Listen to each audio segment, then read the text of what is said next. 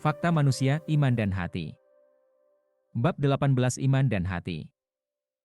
Pada bab terakhir kita membahas masalah Islam, iman, tauhid dan makrifat di mana keempat hal di atas tidak dapat dipisahkan satu sama lain. Kami telah menegaskan bahwa Islam tanpa iman adalah Islam kosong dan bahwa iman tanpa tauhid adalah iman yang rapuh, dapat dipecahkan dan tidak dapat diuji. Tauhid tanpa makrifat adalah tauhid buta. Jadi mari kita tahu bahwa Islam, iman, tauhid dan makrifat terkait erat yang tidak bercerai satu sama lain.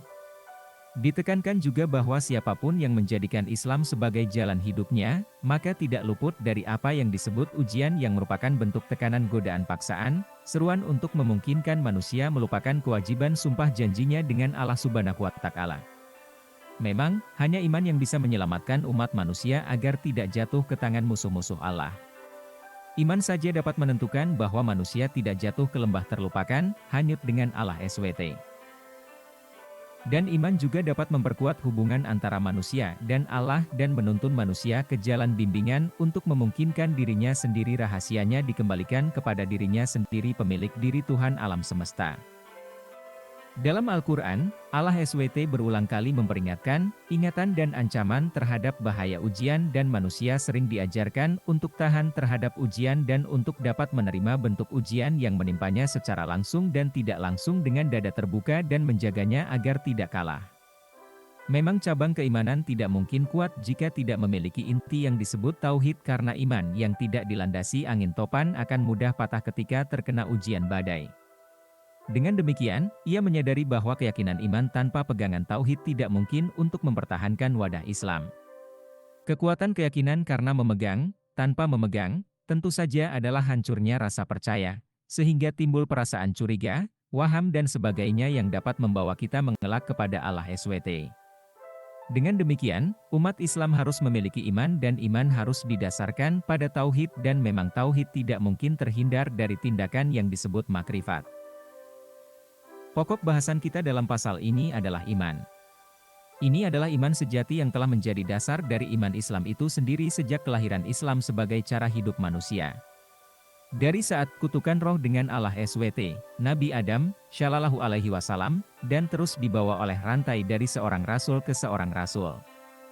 Jadi Islam menekankan dalam hidupnya dengan seorang pria bernama Iman. Adam, Shallallahu Alaihi Wasallam, mendesak umat manusia untuk memiliki iman. Idris, Shallallahu Alaihi Wasallam, mendesak umat manusia untuk percaya. Ibrahim, Shallallahu Alaihi Wasallam, mendesak orang untuk percaya. Singkatnya itu adalah iman yang telah menjadi pohon perjuangan Islam itu sendiri dari awal sampai akhir.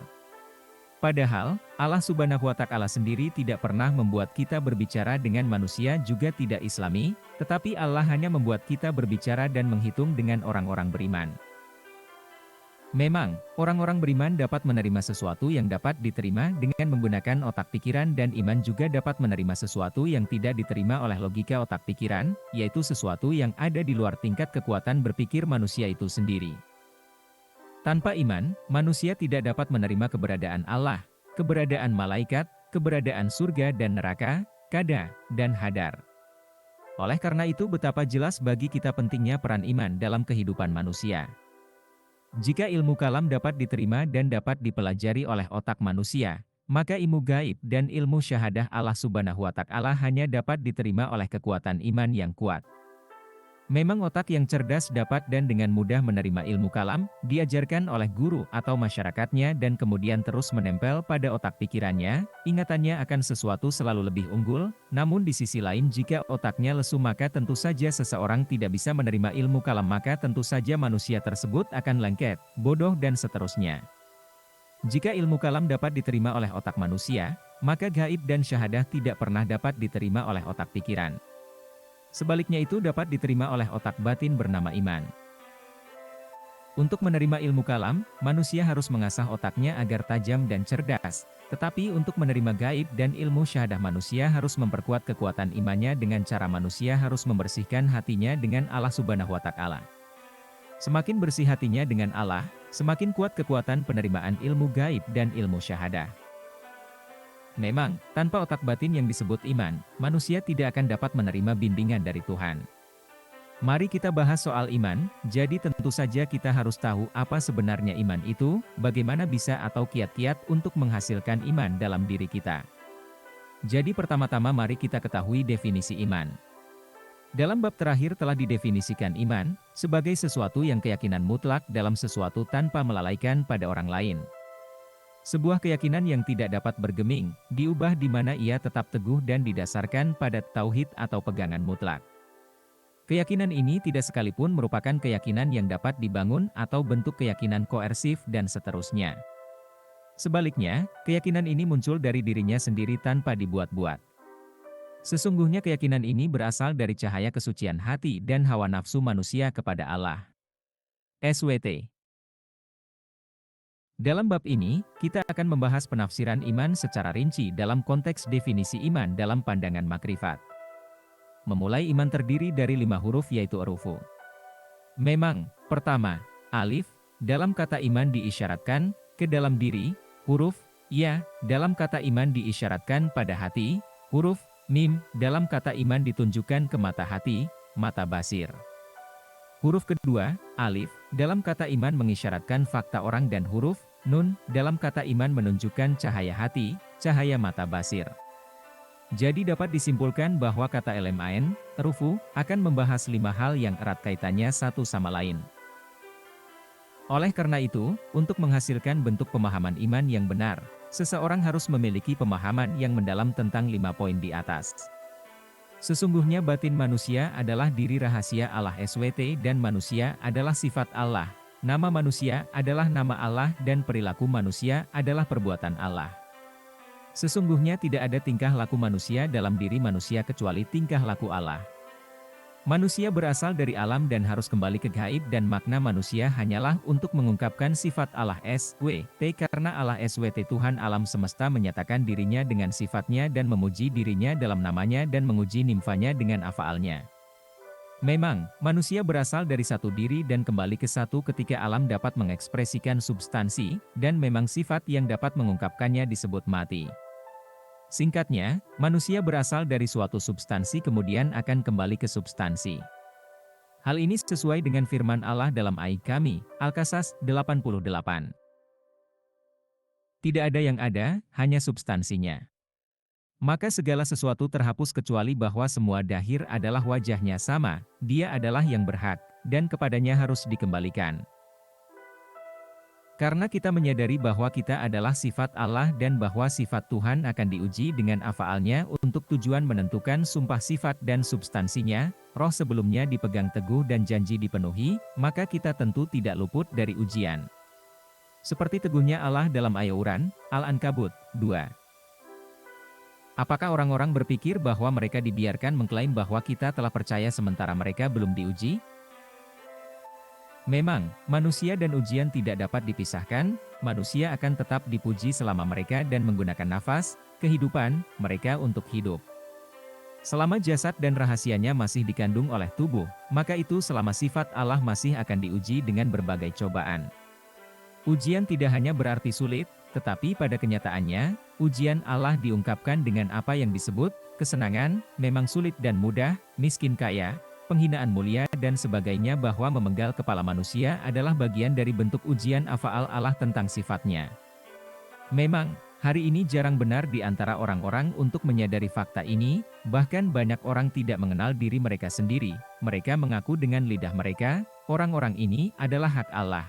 Tetapi sebenarnya mereka benar-benar masih berpendapat bahwa mereka adalah hak mereka sendiri, sementara mereka merasa bahwa mereka harus memiliki sesuatu dan memiliki hak untuk memilikinya. Oleh karena itu, ketika seorang ujian menimpa mereka, mereka terus melampiaskan kemarahan mereka dengan merasa bahwa mereka tidak pantas diuji. Faktanya, tidak ada di antara kita yang dapat menerima apa yang terjadi dalam hidup kita sebagai ujian, tetapi kebanyakan orang menganggapnya sebagai berkah dan memang sulit, tercela dan serupa sebagai hal belaka. Bahkan, tidak sedikit mereka yang menganggapnya sebagai ujian, tetapi tidak tampak dalam hatinya bahwa kesenangan adalah ujian yang perlu diawasi agar tidak ada syah dalam dirinya. Sebagian besar manusia mampu menyebarkan senyum mereka ketika mereka diberkati dengan kesenangan, tetapi pertanyaannya adalah mengapa kebanyakan manusia tidak dapat mengukir senyum di hadapan apa yang mereka anggap sulit. Seharusnya jika manusia dapat tersenyum lebar di saat-saat yang baik, maka seharusnya manusia dapat tersenyum di saat-saat sulit. Memang, hal di atas adalah bagian dari konsekuensi tidak mengenal dirinya sendiri, dari mana dia berasal dan dari mana dia harus dikembalikan. Kelahiran manusia di dunia ini adalah satu-satunya tujuan untuk mengenal dirinya sendiri dan mengenal Tuhannya. Kelahirannya dengan kemurnian diselimuti jilbab hijab nafsu yang merupakan penghalang bagi umat manusia untuk melakukan kontak dengan dirinya sendiri, pemilik diri Tuhan alam semesta.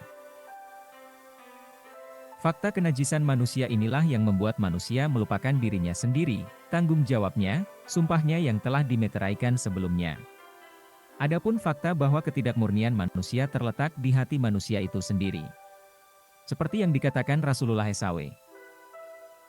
Di dalam tubuh seorang laki-laki ada segumpal darah. Jika darahnya baik maka baik untuk laki-laki itu, dan jika darahnya kotor maka laki-laki itu kotor. Sesungguhnya darah adalah jantung.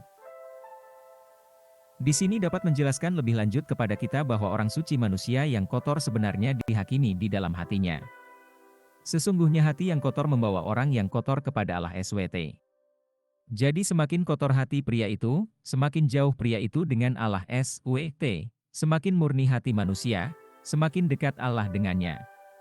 Sesungguhnya hati yang murni saja dapat menuntun manusia ke jalan makrifat bersama Allah Subhanahu wa Ta'ala. Dengan demikian, adalah tugas manusia yang membuat tujuan hidup untuk mengadili dirinya dengan Allah Subhanahu wa Ta'ala, menyucikan hatinya.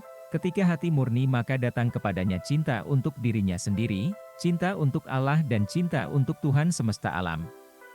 Memang, hati yang kotor tidak bisa membawa manusia untuk mencintai dirinya sendiri dan Tuhannya selamanya. Belum lagi mengenal dirinya sendiri. Memang, membersihkan hati adalah cara untuk memungkinkan manusia mengenalnya, dan tanpa dirinya yang tulus manusia tidak dapat memberikan cinta sejati kepada Tuhannya. Hanya hati yang dikuasai oleh Tuhan yang dapat memberi manusia kesempatan untuk mengenal dirinya sendiri dan Tuhannya. Ketika manusia mengenal dirinya sendiri, maka baru pada saat itulah muncul dalam dirinya martabat diri sendiri yang benar-benar jatuh cinta kepada Allah. Singkatnya, kita harus melakukan yang terbaik untuk menciptakan perasaan cinta kepada Allah dan dengan demikian menciptakan bentuk nyata makrifat dengan Allah SWT. Seperti firman Tuhan Ta'ala dalam Al-Quran. Mereka mencintai mereka seperti mereka mencintai Allah. Dan firman Allah Ta'ala lagi, Ali Imran 31. Katakan, jika kamu benar-benar mencintai Allah, ikutlah aku, Allah akan mencintai. Memang, perasaan cinta kepada Allah, hanya yang nyata adalah jika kita berhasil mengusir kotoran hati yang dikerumuni iblis. Hati yang kotor akan tetap dikuasai oleh iblis. Maka hati yang kotor akan menjadi istana iblis, atau bisa digambarkan sebagai pusat kekuasaan iblis yang akan menjajah seluruh alam sagir yang merupakan tubuh kita. Ketika iblis menguasai kerajaan sagir, maka seluruh dasar pemerintahannya adalah untuk mendistorsi kita dengan Tuhan dan menjauhkan diri dan Tuhan SWT. Semakin lama iblis menjadi kerajaan, selama orang itu jauh dari Tuhan. Bahkan, terus membawa orang-orang ke lembah yang dipermalukan di hadapan Allah Subhanahu wa Ta'ala. Dalam Al-Quran banyak peringatan Allah yang benar kepada manusia untuk tidak membiarkan iblis mendominasi kehidupan dan diri. Seperti firman Tuhan Ta'ala dalam Al-Quran, Yusuf 5. Sesungguhnya, setan adalah musuh nyata bagi umat manusia. Ketika setan dan iblis menjadi kerajaan kita, maka kita tidak dapat dibimbing oleh Allah SWT, dan karena itu adalah mata hati untuk memberikan cahaya makrifat kepada Allah SWT, dan kita yang didominasi oleh setan dalam kegelapan kehidupan yang tidak pasti. Untuk mendapatkan mata hati dan bimbingan dari Allah SWT, hati harus disucikan untuk memungkinkan partai Allah, Hizbullah, mendominasi dirinya sendiri. Ketika partai Allah dapat berkuasa, maka hati terus berubah menjadi pusat pemerintahan Allah atau istana Allah. Seperti sabda Nabi SAW. Hati orang percaya adalah istana Tuhan. Ketika Allah ada di dalam hati, maka ada mata hati, cahaya makrifat, yang akan memberinya keyakinan mutlak dan pegangan sejati pada sesuatu, bahkan jika itu di luar kekuatan pikiran manusia dan pengetahuan dan bimbingan darinya. Seperti yang dikatakan firman-Nya dalam Al-Quran, Al-Baqarah 5. Merekalah yang dibimbing oleh Tuhan mereka, dan merekalah yang beruntung. Dengan mendapatkan mata hati, mata basir, maka manusia akan memiliki cahaya, nur kalbun, yang membawa makrifat kepada Allah Subhanahu wa Ta'ala. Kemurnian pada tahap awal dapat diukur dengan keberhasilan mendapatkan nur yang memancar pada cahaya makrifat atau mata basir.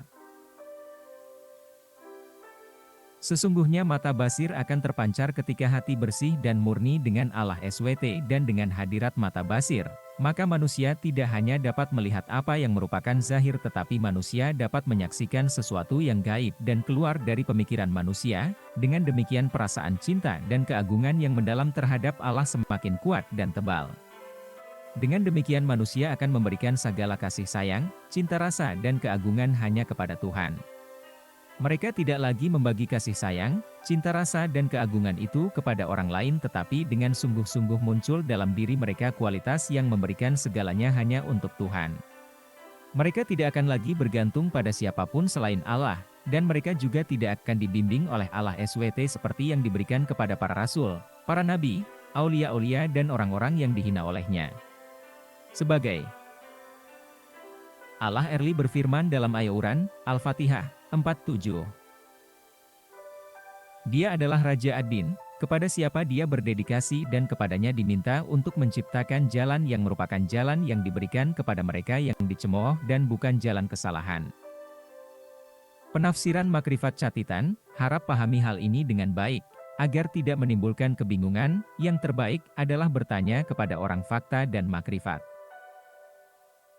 Memang, mata basirlah yang membimbing manusia, menghasilkan nur, cahaya, bernama nur kalbun yang menghasilkan kekuatan atau kekuatan untuk menghasilkan keyakinan mutlak. Tanpa nur kalbun, manusia tidak akan bisa memiliki keyakinan, terutama pada sesuatu yang supranatural. Sebagaimana Allah Ta'ala berfirman, Al-Kalam 1:2. Nun. Dengan pena dan apa yang mereka tulis, Anda bukan orang gila, seperti yang dituduhkan orang-orang musyrik, dan Anda adalah orang bijak. Arti dari akhir musim gugur.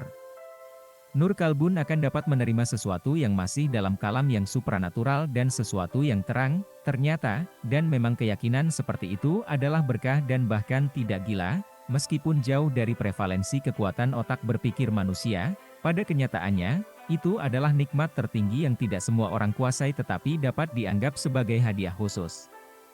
Sebagaimana Allah Ta'ala berfirman, Al-Fat 4.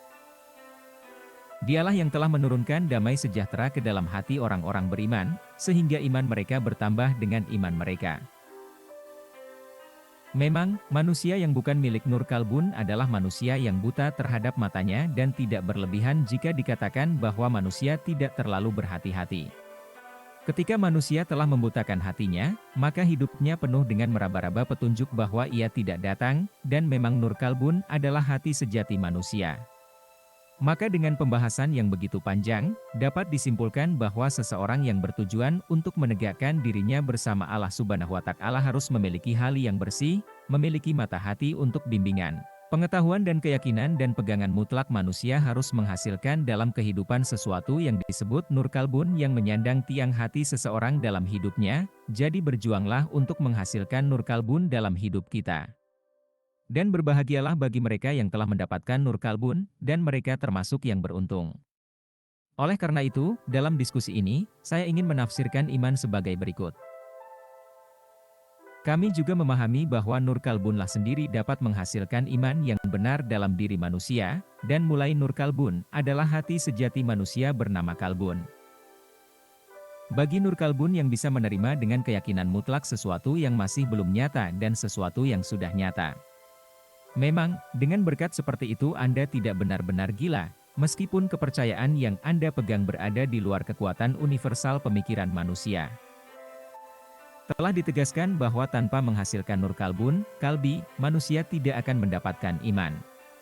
Oleh karena itu, mari kita cari tahu apa arti makrifat kalbi yang sebenarnya dan apa peran kalbi dalam memberikan iman kepada manusia serta bagaimana mendapatkan nur kalbun.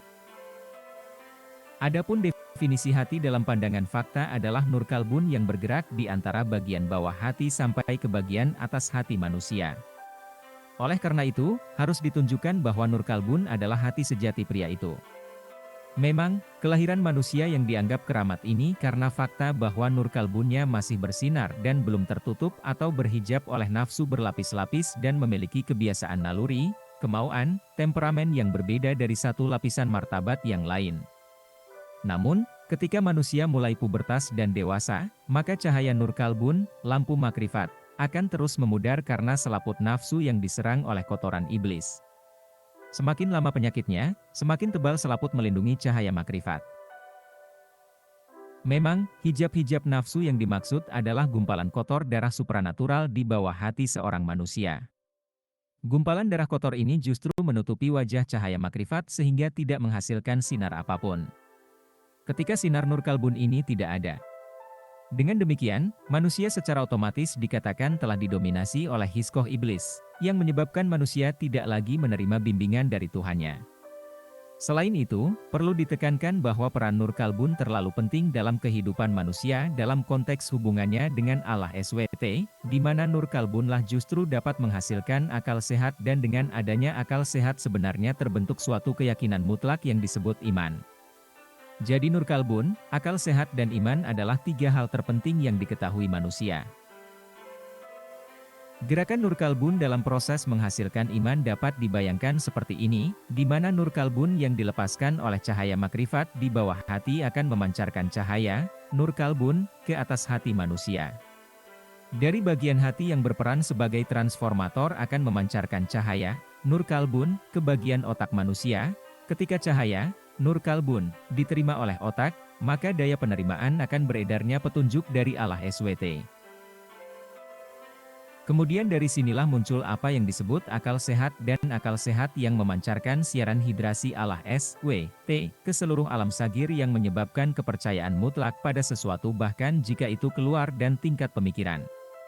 Memang, keyakinan mutlak inilah yang disebut iman dan iman dapat menerima ilmu gaib dan pengetahuan tentang syuhadah Allah SWT.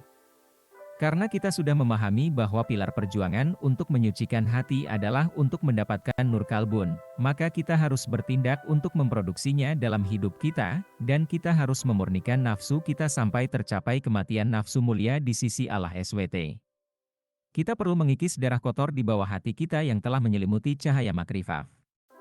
Seperti yang Allah Ta'ala katakan, As-Syams, Juli 10. Demi nafsu, manusia, dan kesempurnaan. Maka Allah mengilhami hawa nafsu, jalan kejahatan dan ketakwaan. Sesungguhnya dialah yang menyucikan hawa nafsunya, dan sesungguhnya orang-orang yang telah mengotorinya. Jadi ketika nafsu bisa disucikan, maka mazmumah dan syirik hilang dalam diri manusia. Sesungguhnya sifat-sifat syirik tetap ada selama gumpalan darah wasit tidak hilang dan terkikis, tetapi sebaliknya setiap kali gumpalan darah nafsu dapat disucikan, maka tidak ada lagi syirik dalam diri sendiri dan menjadi pribadi yang benar kepada Islam dan orang-orang beriman serta sikap menyerah dan merendahkan diri kepada Allah saja dan mengenal dirinya sendiri. Sebagaimana Allah berfirman, Al-An'am 161-162. Sesungguhnya syalatku, ibadahku, hidupku, kematianku, adalah Allah saja, dan aku tidak melalaikan kepadanya dan aku seorang muslim. Ketika hal di atas terjadi, maka secara otomatis manusia akan menerima apa yang disebut pengampunan dari Allah Subhanahu wa Ta'ala dan martabatnya di dunia ini dan akhirat, dan mereka adalah orang-orang yang paling mulia dan mereka tidak mengharapkan apa-apa dari Allah. Sebagaimana dinyatakan oleh Allah dalam Al-Quran, Yasin, 27. Bagaimana Tuhan mengampuni saya dan menjadikan saya orang yang paling mulia. Dengan hawa nafsu mereka, mereka akan tetap menerima dan terus menerima nyanyian pujian dan bimbingan dari Tuhan mereka setiap saat dan setiap saat dalam hidupnya. Sebagaimana Allah berfirman dalam Al-Quran, Al-Maidah, 16. Dialah yang membimbing mereka yang menuntut kesenangannya ke jalan yang aman, dan Dia membawa mereka keluar dari kegelapan kepada terang-terang dengan izinnya, dan membimbing mereka ke jalan yang lurus. Kita telah menegaskan bahwa nilai manusia ada di dalam hatinya. Nilai hatinya terletak pada kekuatan sinar nur kalbun yang dapat dipancarkan oleh cahaya makrifat. Kita juga paham bahwa untuk menghasilkan nur kalbun kita harus menyucikan gumpalan darah kotor supranatural yang ada di lubuk hati kita. Pertanyaannya sekarang adalah bagaimana tips untuk mengikis gumpalan darah gaib? Kalau bisa dibersihkan dengan sabun, bisakah itu dimurnikan dengan cara operasi jantung atau sesuatu? Memang okultisme gumpalan darah kotor tidak pernah bisa dibersihkan dengan sabun, operasi dan sebagainya, tetapi hanya bisa dibersihkan dengan sabun spiritual yang disebut zikir. Dengan zikir baru kemudian tujuan membersihkan hati akan tercapai. Sebagaimana firman Allah dalam Al-Quran, Ar-Ra'd 28. Hanya dalam zikir rahasia dapat menghasilkan kedamaian, kemurnian, dalam hati. Kita harus mengajak kita semua, termasuk kulit, rambut roma, daging darah, tulang, lemak di hati dan tubuh bagian dalam untuk memegang gotong royong sesuai dengan Allah untuk memungkinkan Allah memerintah kita dan menghancurkan istana pemerintahan iblis di dalam hati kita. Zikir tidak boleh berada di mulut saja tetapi harus dilakukan oleh semua anggota eksternal dan dalam kita secara terpadu dan bersekutu. Semuanya bermanifestasi pada satu yang diinginkan seseorang pada satu dan semua orang. Perlu dicatat bahwa selama kita bernafas, hidupnya ampas, hidupnya tanapas dan hidupnya nupus, maka itu selama cahaya makrifat tetap menyala. Namun, ketika zikir nupus berhenti, ketika seorang manusia menghadapi kematian, maka dengan sendirinya, matikan cahaya makrifat padanya. Oleh karena itu, perlu juga ditekankan di sini bahwa zikir nafas secara otomatis zikir melalui mulut, zikir ampas melalui hidung, zikir tanapas melalui telinga dan zikir nupus melalui hati, hanya untuk menggerakkan seluruh anggota tubuh manusia dan menyalakan cahaya makrifat. Namun, kekuatan zikir nafas, ampas, tanapas dan zikir nupus tidak berusaha untuk menghancurkan gumpalan darah gaib yang menyelimuti cahaya makrifat. Memang, gumpalan darah gaib yang menyelimuti cahaya makrifat tidak akan pernah bisa dihancurkan oleh zikir manapun melainkan hanya bisa dihancurkan oleh zikir yang disebut zikir napas, ampas, tanapas dan zikir nupus. Zikir ini juga bisa disebut zikir hidup. Adapun zikir nafas adalah Allah ketika keluar dan Hu ketika datang dan zikir ampas itu adalah Allah ketika keluar dan Hu ketika datang dan zikir tanapas itu tetap dengan pernyataan Allahu dan zikir nupus itu adalah Hu ketika naik dan Tuhan ketika turun. Untuk memahami secara mendalam silahkan saudara-saudari dalam bab zikir nafas dan martabat nafsu yang telah kita bahas sebelumnya. Dari situ, jelas bagi kita bahwa ujung untuk menghancurkan gumpalan darah gaib adalah dengan berlatih zikir nafas. Dalam hal ini ada baiknya saudara-saudara bertanya kepada guru-guru yang mursyid dan makrifat. Dengan mengamalkan zikir nafas, berarti kita mengerahkan seluruh anggota kita untuk menggulingkan kerajaan setan Hizbul yang ada di hati kita dan itu berarti memberikan kemenangan kepada Hizbullah untuk membentuk kerajaan yang bersih dan dicemooh oleh Allah dan Rasul-Nya di dalam hati kita. Sebagaimana dinyatakan oleh Allah dalam ayat Al-Quran, Al-Baqarah 256. Allah lah yang menjadi penguasa orang-orang yang memiliki iman, yang mengubah diri mereka dari penghormatan kepada cahaya. Dan bagi mereka yang tidak memiliki iman, itu adalah tagut yang akan menjadi penguasanya, yang mengubah dirinya dari keadaan yang jelas ke keadaan zulumat. Dan sungguh, mereka akan dimasukkan ke dalam neraka dan tetap di dalamnya. Adapun zikir nafas yang umum dilakukan oleh kebanyakan orang dan makrifat termasuk Rasulullah, para nabi, para wali Allah dan siddiqin adalah zikir Allahu atau zikir Hu Allah, tetapi ada baiknya para ikhwan mengikuti petunjuk guru pada tahap awal, karena setiap petunjuk yang diberikan oleh guru mursyid dan makrifat tentu memiliki hikmah yang sangat dalam. Hati adalah nur kalbun. Naik, memancar dari hati. Zikir menjadi sabun. Memurnikan diri Anda dari tubuh yang beruntung. Selanjutnya, zikir dan aturannya. Preview zikir bereat. Iklan. Bagikan-bagikan. Satu kali simpan. Ada apa? Telegram. Lagi.